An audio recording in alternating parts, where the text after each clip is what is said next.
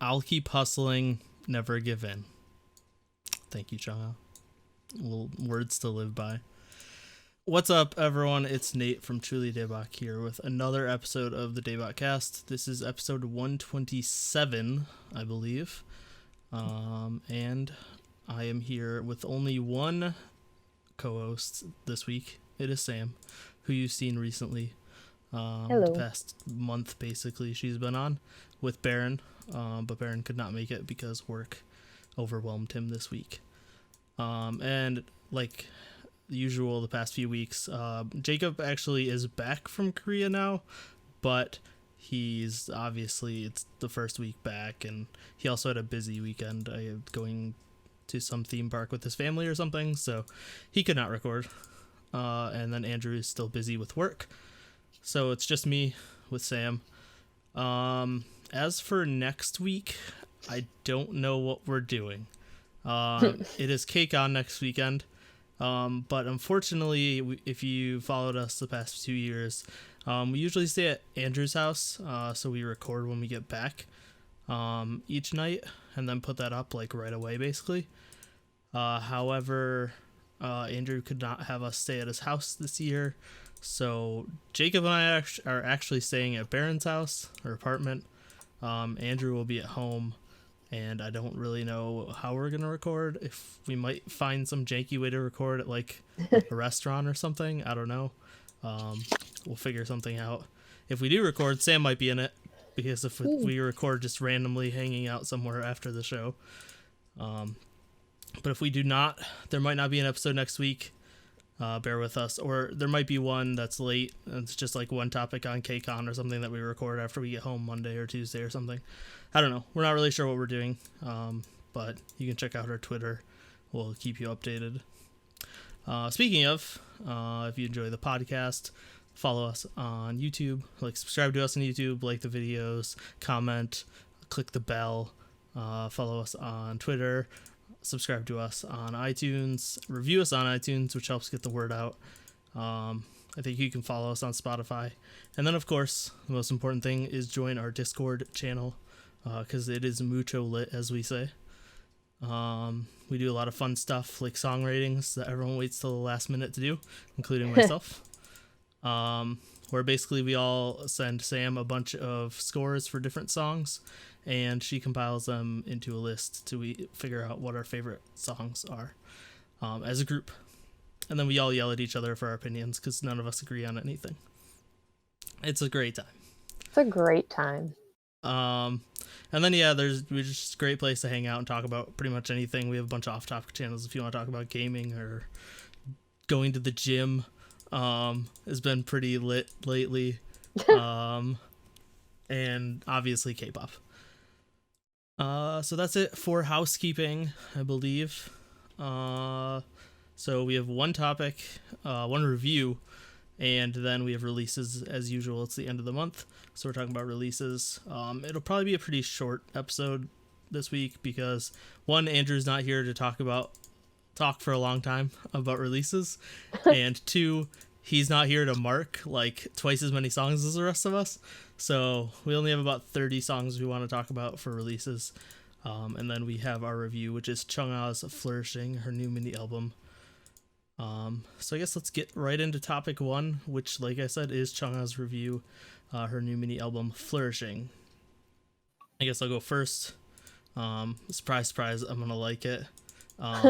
Spoilers, Sam's here to be the opposite side of that argument and not enjoy it. So we'll get into that. We're starting off with the first song, which is Chica. It's got like a reggae style beat. It's got a really cool bass line, and I really like her voice in the pre-chorus. There's just some like higher notes there that are just like really clean and clear. So I enjoyed that, and I think the chorus is like really uplifting and powerful, but then it drops into a bit of like a harder breakdown before returning to like softer verse. So I just really liked how it kind of like ebbed and flowed in intensity. So yeah, overall I thought it was a great song. Yeah, I'd say this song grew on me after a few listens. I mean, overall, I'm not like huge about it. Like it's a good song. Yeah, I kind of had like a bit, kind of I guess of like a Latin vibe, but it's not like very Latin. Yeah. But it makes sense, I guess, with the song title Chica, being yeah. Chica. So, and then yeah, the chorus was all in English except for like the Chica Chica C. But my really only big complaint was the instrumental at some point just got really obnoxiously loud. Like Okay. right before the chorus, and kind of even during the chorus, it was like all I could hear, and I wasn't a huge fan of that. Yeah. And then the ending, it just kind of abruptly ended. I was like, oh, okay. I guess that's the Yeah. end of the song. Yeah, I do agree with that. It was a little weird. And Yeah. I also have notes for Jacob and Cooper, song by song. Jacob said, the mini album starts out strong with the fast-paced and catchy Chica. The first half of the song starts out with a really strong momentum, but gets drawn to a halt by a kind of unnecessary bassy breakdown. After that, we're back to business as usual. Overall, great song with just a little hiccup. So he did not like the breakdown. And then Cooper said, "This song doesn't do much for me. I like her vocals on it a lot, but the production is kind of flat. The breakdown isn't something I enjoy listening to." So I guess I'm the only one who enjoyed the breakdown for that song. Although people in Discord really liked the song at first. At least Marlon and Paige were really, really talking it up the first day the album came out. Yeah, I don't remember. I remember everyone was giving their rankings of the songs. I don't remember what it was kind before of the that. favorite. Paige just like freaked out about Chica, and then Marlon agreed with her. Yeah, I like will right agree with. I think Cooper said it. Her vocals sound really good in the song. I do agree. I think this was one of the songs where her vocals weren't an issue for me. Which we'll get into more later, I assume. Yeah.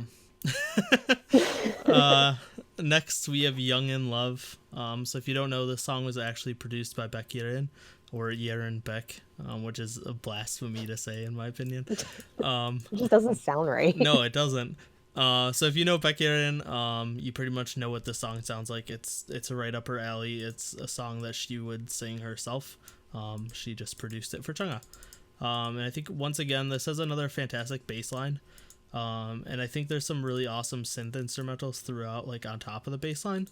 It's just like really watery sounding synths in the background that I really like. They're a little they're not very prominent, but they're there. I think Chungha does a good job with the song. I know most people in Discord were saying she doesn't do as good of a job as Beck Yerin, but I think that's pretty like expected, especially because she's more dance focused than singing focused. And I think because of that, she does a good job. Like, she does a good job despite singing not being her main, like, focus. I think she did a good job with the song. Obviously, you're not going to like, compare her to Beck Yerin, who's, like, an amazing singer, and that's her main focus. She doesn't really do choreography or anything. So I didn't really not get points for that. Yeah. I would say this was easily my favorite song on the album, and maybe that's just because it's a Beck Yerin song. And I didn't think Chungha did like a bad job singing it. I mean, I definitely think it could have been even better with someone who had a voice like fit specifically for the sound. But I think she did a very good job with it. I don't know. But yeah, like what you're saying, like the instrumentals were really cool. It's like there's a lot of kind of gaps of silence with like these weird synth hits, which I just think is so cool because I don't know. One of my favorite things in music is like silence. Like silence is music. Yeah. And I feel like a lot of times in pop you don't get it. It's just like noise, noise, noise. But like silence just does so much. So then when the noise does come, it has an impact and like a cool effect. And I thought, I think that's a cool way of saying like watery, of just like, I don't know, like every now and then there's like maybe like a splash or something. I don't know. I thought it was really cool. It was a very interesting song to listen to. Yeah, I agree. Cooper said, Chungha does her best Beck Yerin impression, and I love it. This is obviously a Beck Yerin song with the vocal style and easygoing beat. I just love the whole vibe. I think I switched my order, but whatever. Jacob said, nice R&B mid-tempo jam with a bouncy rhythm section that makes the track super danceable. Chungha's vocals in this track also sound especially sweet, which I enjoyed. Next we have Call It Love, and this is a ballad. We don't get Chungha ballads super often. Weak was a like secondary single off of her debut, which was a ballad, but we definitely don't get them for her singles. But I thought it had an amazing piano opening, and I really love the vocal melody during the chorus. It stood out to me definitely for this song. I just felt like there's a good amount of emotion in her song. I think like we said in the last track, it's like she's not singing isn't her main focus. So I think when she does sing, like it surprises people, but she is a really good singer. Mm-hmm. Is that all you had to say? Yeah, that's it for me. Oh, okay. Yeah, I agree. It's a ballad. Piano... it's a Chungha ballad.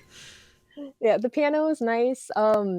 I think like during the bridge there was like a piccolo that just kind of came in out of nowhere. It's like, oh, that's cool.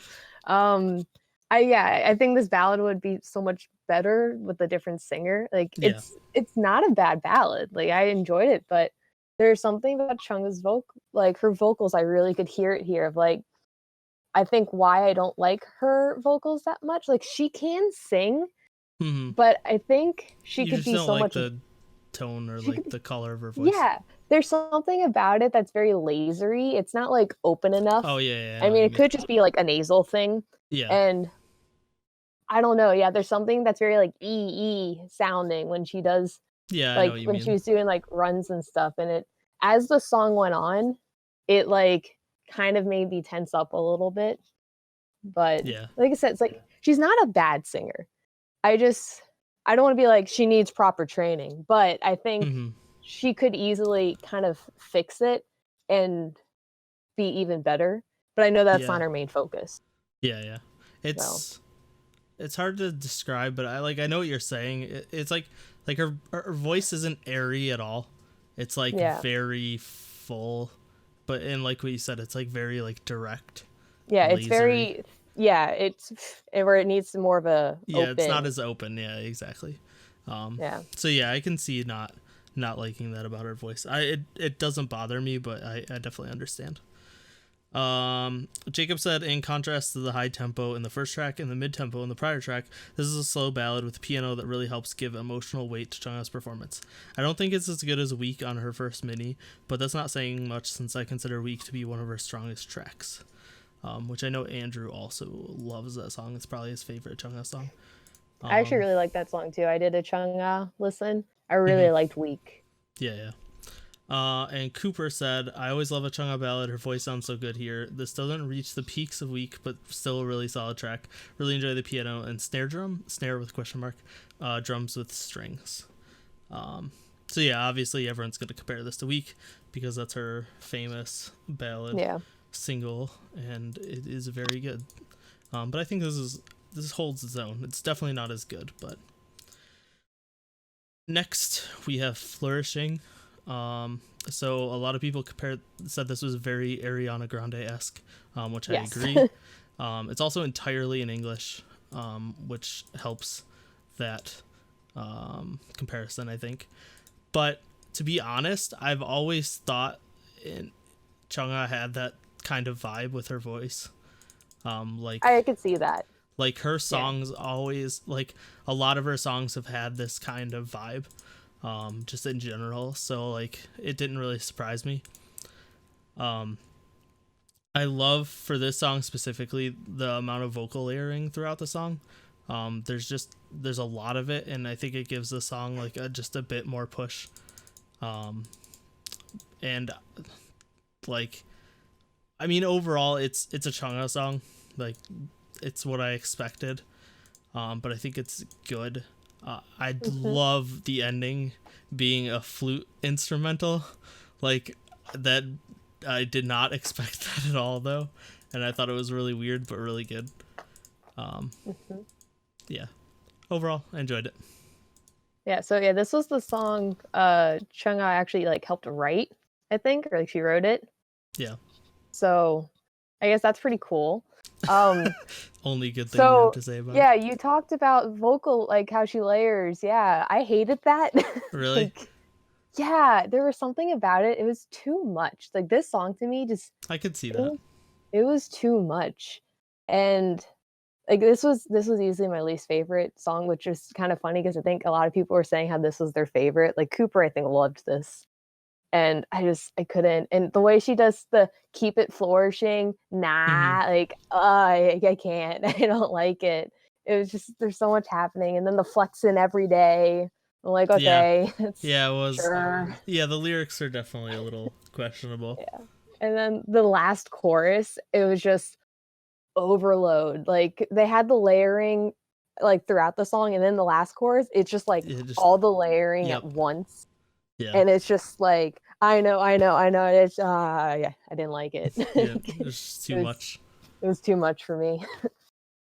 It's definitely understandable. I didn't mind it though. Um, Jacob said, coming off the heels of Slow Ballad, Flourishing is a trap-influenced pop song very much in the vein of what Ariana Grande has been doing recently. The song is good overall, but it's definitely the weakest track on the album.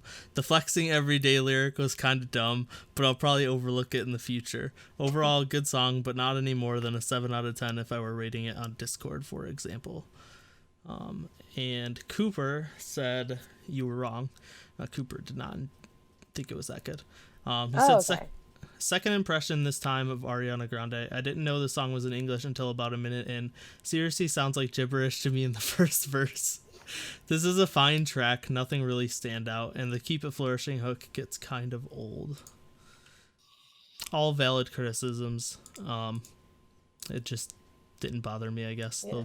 The lyrics definitely were like not great, but I didn't even bother like checking out to see what else she was not saying the in the overall song. lyrics, but like you were saying, like the Yeah. flexing everyday stuff, and definitely was like weird. And but whatever, it's Yeah. pop music. I'm not here for the lyrics.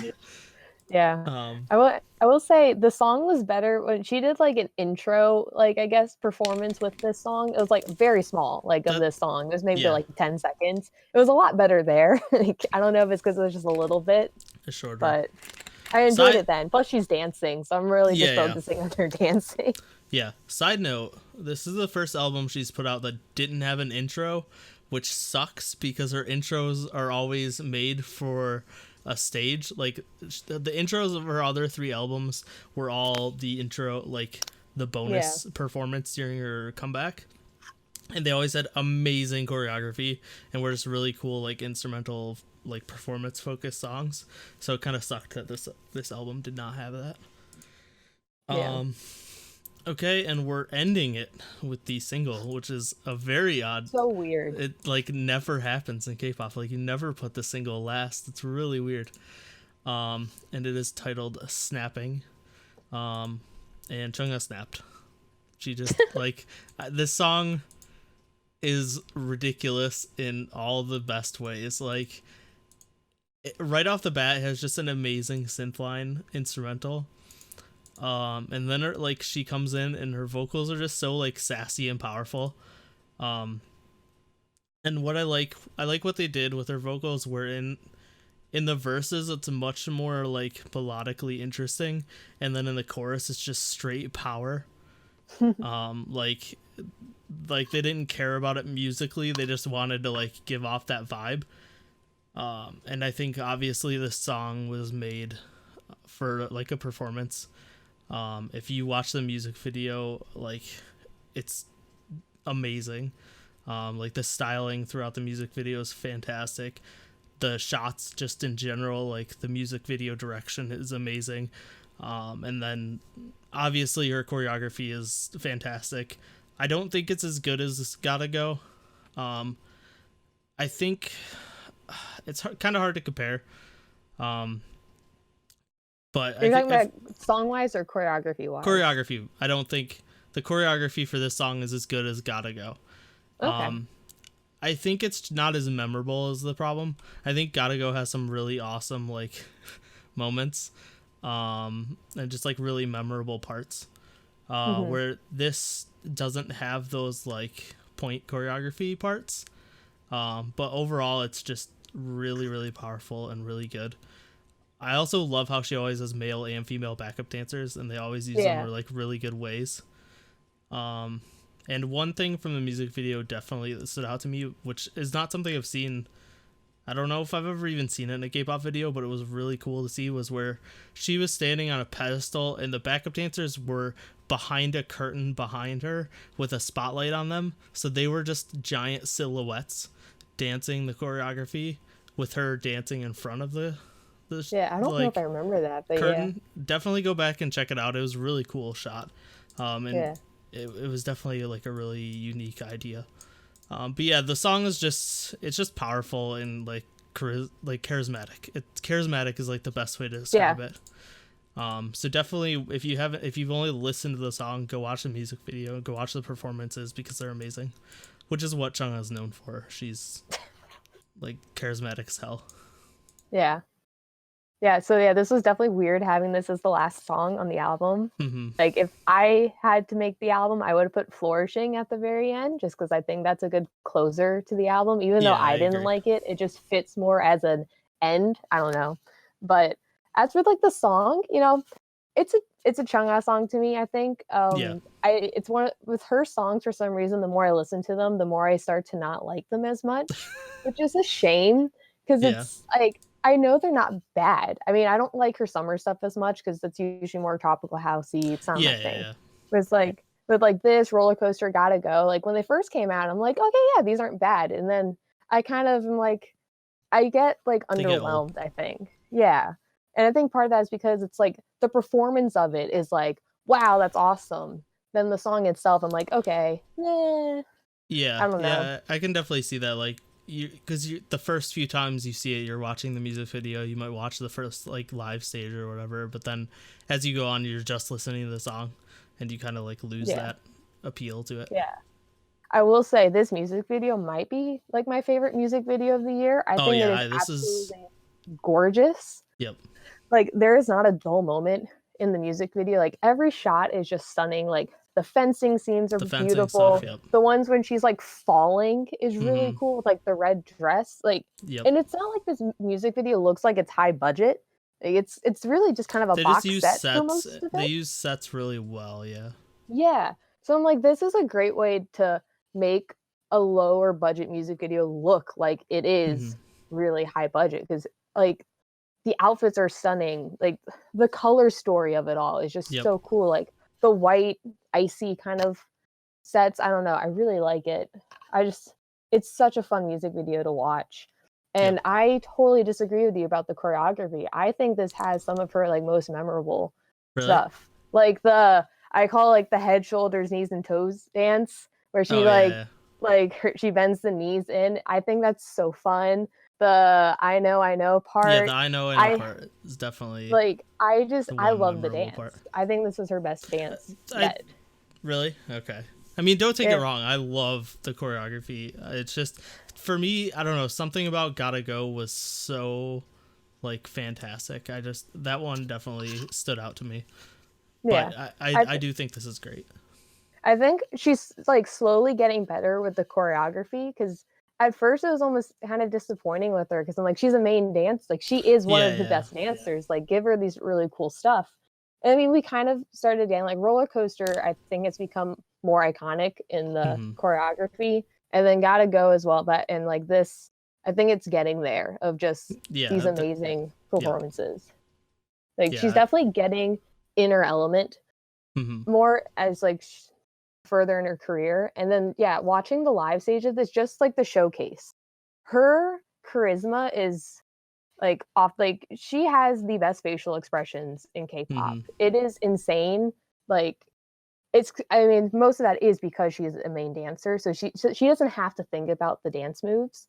They come naturally. So she's just feeling herself and is in the moment, and it's so like satisfying to watch. Of just like she's just having fun.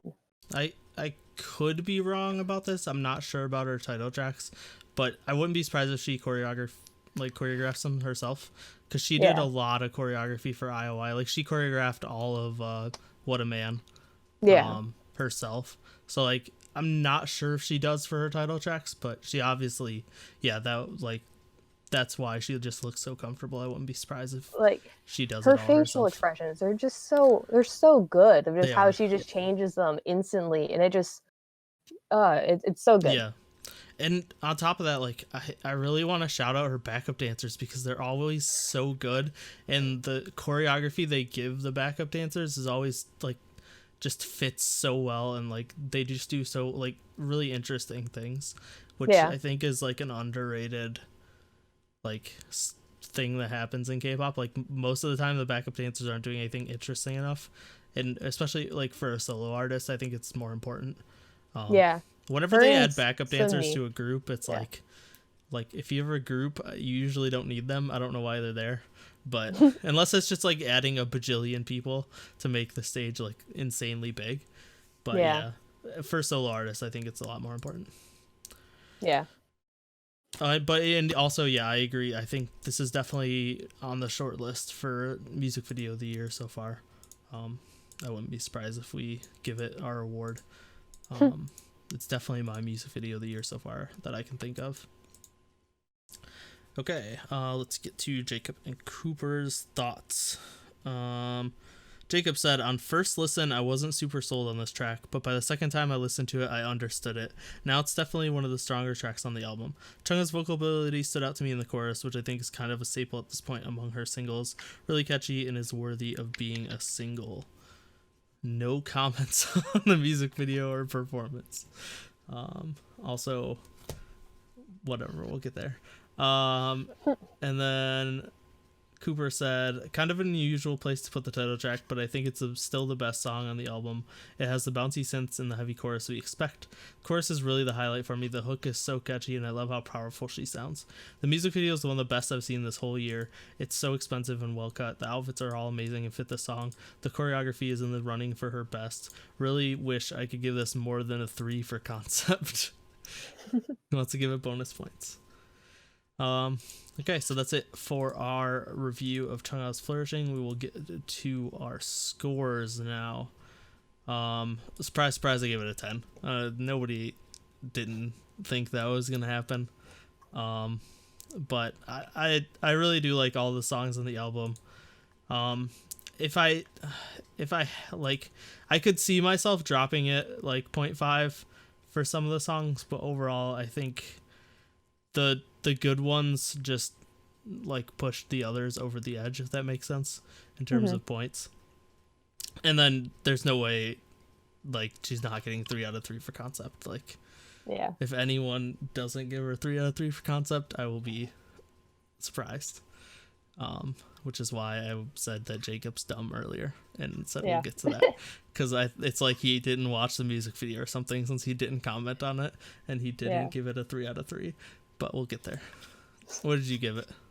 So I would have given this album a much lower score in like my own rating, but since I'm doing the system, it's got a higher score than I would give it. But so music wise, I gave it a 3.5 out of 7, which I know is like really low. Yeah.